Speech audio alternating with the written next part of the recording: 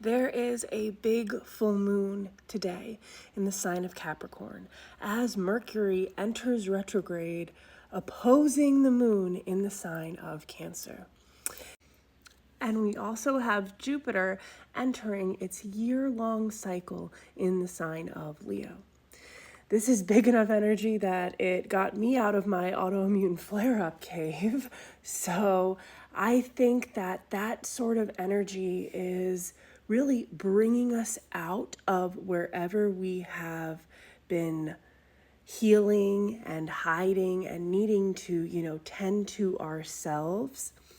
It is bringing us forward into what we want to build, because Capricorn is the builder. And with this sign, we are being asked to be very clear on where we put our energy.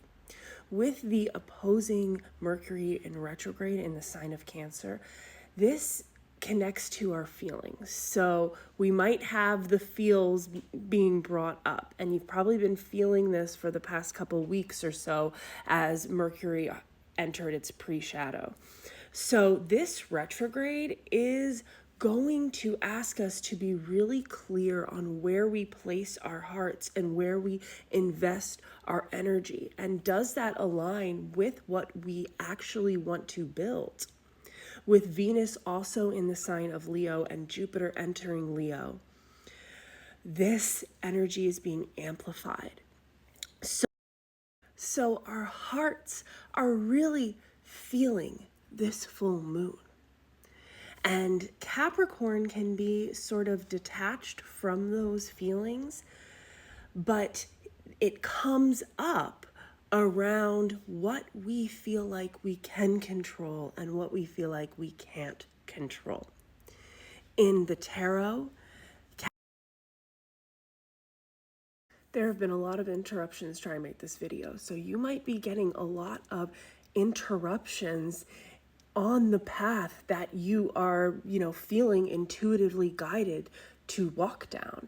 And sometimes we can feel disheartened when that happens, like, maybe this isn't what's supposed to happen. But sometimes these detours or these pauses help us to work through what we need to release, or help us set something else up that we are going to need down the line. Capricorn is a planner. Capricorn rules the devil card in the tarot, number 15.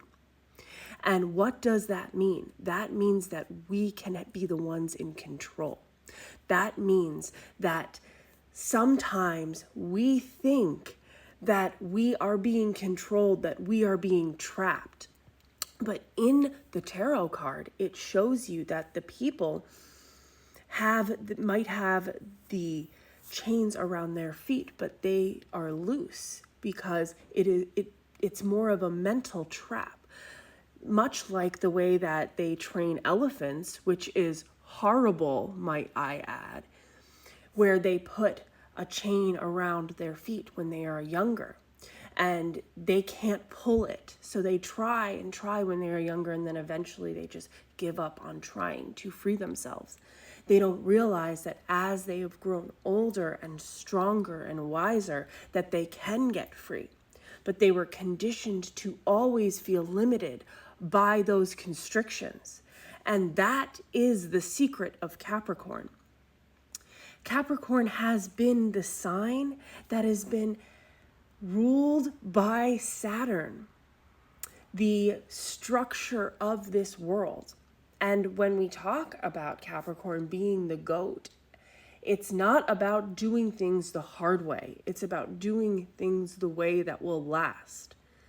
Capricorn is not merely a goat, but is a sea goat. And the way I see it is that Capricorn was the mermaid, the sea goat in the sea, looking at the mountain, dreaming of getting to the top of the mountain. So they got up there on the land and they grew legs and they transformed their tail into legs. And they now are ascending the mountain and going to the top of the mountain, using the tools that they have for the project that is in front of them. And then when they get to that top of the mountain, they're going to transform their wings. And that's what being the GOAT, the greatest of all time, really means, I think. That we set our sights on what we truly know is for us, and we follow that path. And even when the distractions and the obstacles come up, we keep moving forward, not in a way where we keep doing the same thing over and over, expecting a different result, but in a way where we look at what is in front of us and intelligently decide what it is we will do that will perfectly align with what the task in front of us needs from us at that time. And where have we held those limited beliefs? Mercury in retrograde in Cancer. Where have we been taught, from our home and from these figures of parenting, maternal and paternal figures?